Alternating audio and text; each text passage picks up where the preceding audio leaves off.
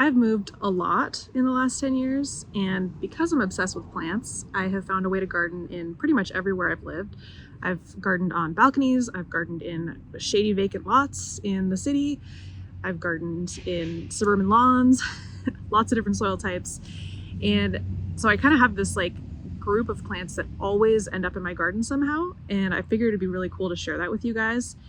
These plants, I'm like not naturally super good at gardening, so these plants have to survive me. I have gotten a lot better over the years, but ironically, as somebody who's obsessed with plants, I'm like not actually, haven't historically naturally been the best gardener. I was not born with a green thumb or whatnot.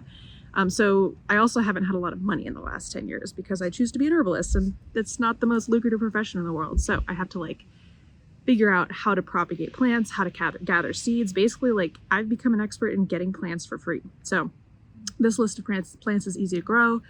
A lot of them are really easy to propagate or grow from seed, and they're pretty useful. So I also use herbalism for preventative health to avoid large healthcare bills, etc. And also I just don't like paying large amounts of money for expensive herbal products. The first plant I want to talk to you about is lemon balm. And lemon balm is extremely easy to grow. It reseeds itself.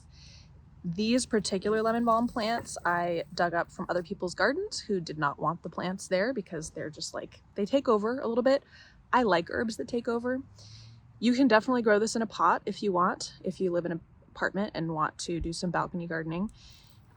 Dig up seedlings, or you can grow them from seed really easily as well. And you can collect your own seeds from friends' plants if you want in the late summertime.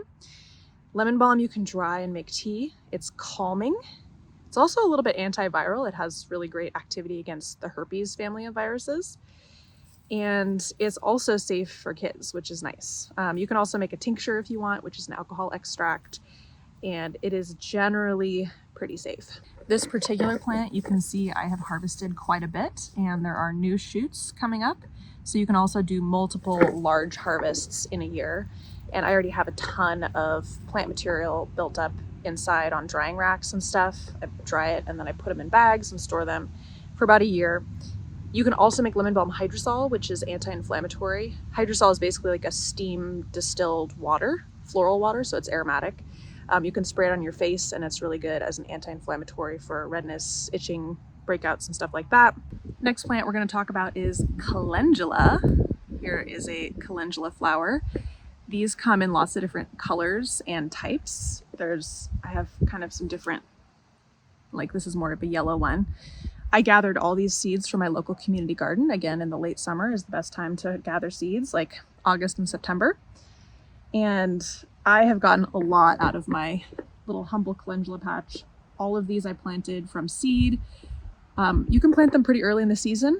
They don't overwinter where I live, but if you live somewhere more like zone 8 and up, it will overwinter depending on how cold your winters are. Calendula is really good soothing anti-inflammatory for skin stuff. It is actually also like a wound healer, so you can use it as a gut tea for healing gut ailments as well. It's also a really gentle lymphatic mover, so if you have sluggish lymph, you can use the tea for that as well. I mostly use it in infused oils for things like burns, rashes, cuts, scrapes, and also just as like a general anti-inflammatory oil for skin health. So it will, if you infuse the oil really well and it gets really dark with the orange pigments that are in this, it can make your skin look a little orange like you've gotten a spray tan. So just heads up for that. But these just do so well. Like this bed was supposed to be greens, and the greens got totally annihilated by all kinds of different bugs, and the calendula just absolutely dominated. So you could grow this in a pot. It doesn't require super like amazing soil, like unlike a lot of vegetables. I consistently like harvest the flowers like so, and I'll go put these in the drying rack. So every day I come out here and just harvest. I try to avoid harvesting the ones that the bees are actively pollinating. It's a cute little guy. He's like covered in calendula pollen. That's really adorable. I do try to leave a couple for the bees because they really like calendula. Anyway, I just harvest all the flowers every day, and then they kind of build up in the basket that I dry them all in. So the next plant that I always grow is marshmallow root. Marshmallow root is a perennial that comes back every year, and it kind of gets bigger and bigger. So it's the root that we're using of this plant. So the reason I haven't showed you yet is because it's really small.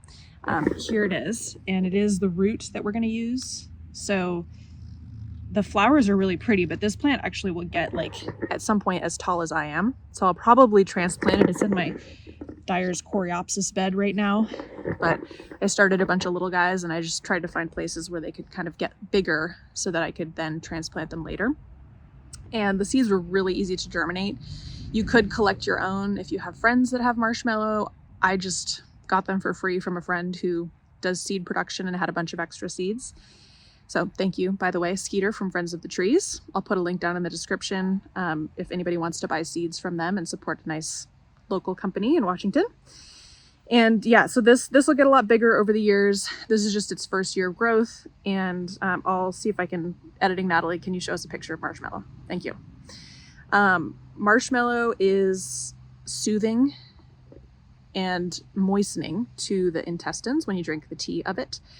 So it's good for things like food allergies, things like diverticulitis. It's very gentle. And yeah, just good like GI gut healing stuff. Some people even combine calendula and marshmallow root in the same tea, maybe with a little plantain. Personally, I like to do marshmallow and linden and licorice. That's a really great tea combination. I've drank some of that. Actually, I have a cup right now in my office, which I'll go back to when I start editing this. So yeah, we love marshmallow root. You can also make a leaf tea. It's just a little less mucilaginous, meaning like a little less moistening, and a little more, more diuretic. So it makes you pee a little bit. It also soothes the bladder and kidneys. So if you have bladder irritation, this can be a good herb for you as well. All right, next that we're going to talk about is echinacea. These are echinacea flowers that are slowly turning into seed heads, which is very exciting. And we have a nice whole thing like this. I got this plant I was hosting a plant sale, and there was like an extra echinacea that I got for free. So thank you, Bryn from Body Botany, for that. And it seems to be doing famously over here. This is, I believe, Echinacea purpurea. There are several different species. Echinacea purpurea is the easiest to grow, and I actually germinated seeds from it this year. I'll show you guys where those are. They're super cute, doing quite well actually, and hopefully those will kind of grow into a larger plant throughout the next couple of years. And again, with a lot of root crops, you want to let them grow for a couple of years before you harvest the root. And then harvesting the root obviously kills the plant. Most root crops, though, you can replant the root eyes and it will regrow. So echinacea, it might be something you guys have already heard of. It is for immune stimulation when you have an infection. And it's also a lymphatic stimulant, kind of like calendula, but a stronger lymphatic stimulant. So echinacea is very drying and it's very cooling. So it can kind of like throw your body out of whack if you take it too much, too often. So for me, this is something I take like when I am trying to prevent a cold from getting too bad, or if I have an infection, I might combine it with some other stuff and put that in the formula. You can put cinnamon with it to counteract some of the effects that I just talked about. I prefer to use a tincture of the root for medicinal purposes. You can make a tea, but echinacea does have a very intense taste. And a little trick of the trade, which not everybody knows, is that the way you test how potent echinacea is by putting a little bit of the fresh root in your mouth, and like how tingly does it make your tongue. It's also been used historically for like snake bites and toothaches, has kind of a drawing action and an antimicrobial action as well. So long history of use for echinacea. Next is Valerian. This is a Valerian flower. They're very pretty. I think they smell great. Other people think they smell funky, FYI. You can definitely grow this in a pot. I used to do that when I lived in Portland on my balcony. And valerian root is a very strong sedative. So I use it for sleep. You can use it for anxiety and pain. Note that with sedatives like valerian, it will stop working as well after a while. So keep that in mind. I usually will use it and then take some time off from it so it will get more effective for me eventually. And you can dry the root and make capsules, or you can make a tincture. If you make a tea, just make sure that you cover it, because the volatile oils that make valerian be sedative basically are very heat sensitive. And this can be replanted from root eyes as well. So when you do harvest the root, just save the root eyes and replant them. Two things that you should be aware of about valerian are, number one, when you use this for sleep, you will wake up slightly feeling hungover in the morning. I definitely have a hard time opening my eyes and I feel a little stiff. So if you need to wake up and be super energetic for work or something, this might not be a great fit for you. And the other thing is that valerian actually has the opposite stimulating effect for 5% of the population. So keep that in mind. If you take valerian and you feel kind of funky and a little strung out, it might not be the herb for you. You might be in that 1 in 20 of the population that feels that way. Next one is definitely a classic. It is lavender. And lavender just smells really great, so everyone should always plant it. But I actually also get migraines, and I do use lavender tincture for my migraines. And I also like to make lavender hydrosol, which is like an infused floral water. You need a lot of flowers for that, so it'll probably be a couple years, and I might need some more plants if I want to be making that. But lavender is anti-inflammatory for the skin, so I would use that in my facial care regimen, and it just smells really good. You can also pour it in your bath, and you can also infuse lavender in oil for itchy spots and rashes and stuff like that. Of all the plants on my list, this is actually probably the hardest to grow from seed or propagate yourself.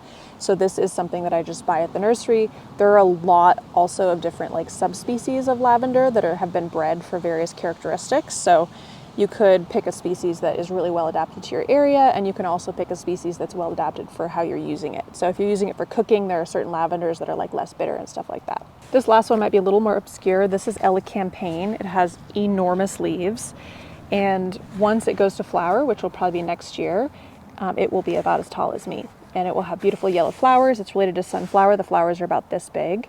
We use the roots medicinally, and they are very strongly aromatic and have a very strong flavor. So I don't like to use them in tea, but I do like to infuse them in honey, which is really delicious. So it's kind of like a cough syrup honey situation. You can put it in tea. You can just take it by the spoonful.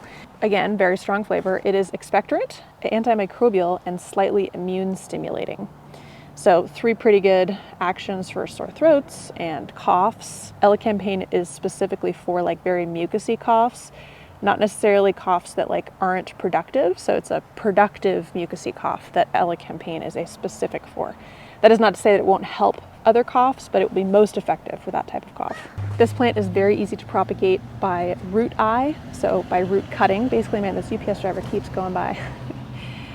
It's very easy to propagate with root eyes. So you divide the root eye with a little piece of growth, plant it about 1 to 2 inches into the soil and cover it, and it should come up the next year. Doing that in the fall is usually the best timing.